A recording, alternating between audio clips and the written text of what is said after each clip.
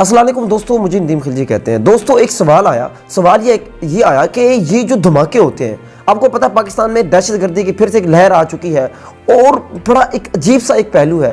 और बड़ी आपको मज़े की बात बताता हूँ कि खान साहब के दौर में यकीन करें कोई धमाके नहीं हुए, कोई खुदकुश हमले नहीं हुए, लेकिन जैसे ही पुरानी हुकूमत आई है धमाके फिर से शुरू हो चुके हैं। यह है कि आप हैरान होंगे कि देख खान साहब के दौर में धमाके क्यों नहीं हुए और अब क्यों हो रहे हैं। असल में एक हमारा एक जाविया है सोच का कि हम ये सोचते हैं अब जो अमेरिका के खिलाफ है, जो अमेरिका के साथ दोस्ती कर लेता है, जो अमेरिका की गुलामी में आ जाता है, तो कुछ लोग जो होते हैं उनका माइंडसेट है वो समझ लाते हैं, उनका परसेप्शन बन जाता है कि ये अमेरिका के यार है या अमेरिका के कहने पर हमारे खिलाफ है, ऑपरेशन करते हैं, ड्रोन हमले करवाते हैं, ये करते हैं वो करते हैं।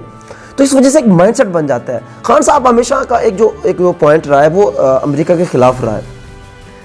तो इस वजह से लोगों के उस दौर में शायद उनकी थोड़ी सी हमदर्दियाँ थी उन लोगों की। लेकिन याद रखें जो हमले करते हैं, जो धमाके करते हैं, उनका इस्लाम से कोई ताल्लुक नहीं है, कोई ताल्लुक नहीं है, चाहे वो कोई भी लोग हैं।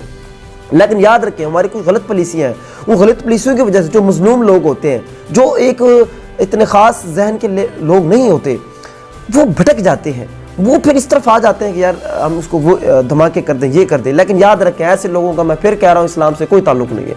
अब एक बहुत ही अहम सवाल आया। अब सवाल ये था कि ये धमाके जो है हमेशा मस्जिदों में और इमाम बारगाहों में क्यों होते हैं, कभी शराब खानों में, जुए खानों में और जो डांस खाने हैं उनमें वहाँ क्यों नहीं होते। तो बड़ा अहम पॉइंट है दोस्तों। बात यह है, इसकी बड़ी एक अहम वजह यह है कि जो भी ये धमाके करवाता है उसका मकसद सिर्फ एक ही होता है, मुल्क के अंदर इंतशार पैदा करना, अफरा तफरी पैदा करना, फसाद पैदा करना। अब साफ ज़रा फसाद देखेंगे वो कहाँ ज़्यादा होता है। साथ मस्जिद में अगर धमाका करेंगे तो यकीनन अब जो मुखालिफ लोग हैं, दूसरे मसलक वाले लोग हैं, वो कहेंगे जी फलां मसलक ने कहा है। इमाम बारगाह में अगर हमला होगा तो वो कहेंगे उन्होंने कहा है। तो इंतशार तो ऐसे फैलेगा ना, और ऐसी बुनियाद रख देते हैं वो लोग। जो है ना, सपोज अगर वो जैसे मैंने कहा शराब खाने में, जुए खाने में, क्लबों में अगर वहाँ धमाके करेंगे तो मेरे ख्याल में उनको उसका इतना फ़ायदा नहीं होगा। तो ये चीज़ है। तो वो देखे कहाँ ज़्यादा इंतशार होता है, कहाँ ज़्यादा फसाद होता है। उन्होंने ये एक पूरा नज़रिया है कि मुल्क पाकिस्तान के अंदर इंतशार आए, वो दहशतगर्दी आए, वो अफरा तफरी आए। तो ये इसलिए जो है ना यहाँ जो है ना धमाके ज़्यादा होते हैं। और दूसरा ये है एक वजह, और ये है कि मस्जिद हो गई, वहाँ लोग बड़े इकट्ठे हो जाते हैं, बहुत ज़्यादा इकट्ठे होते हैं। और दूसरा जो है जैसे इमाम बाग, वहाँ भी लोग बड़े इकट्ठे हो जाते हैं। उनको बहुत ज़्यादा लोगों को एक ही मरतबा एक छोटे से झटके में टारगेट करना बड़ा आसान हो जाता है। तो ये भी एक वजह है।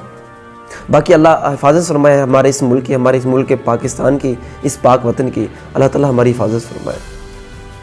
शुक्रिया, अल्लाह हाफिज़।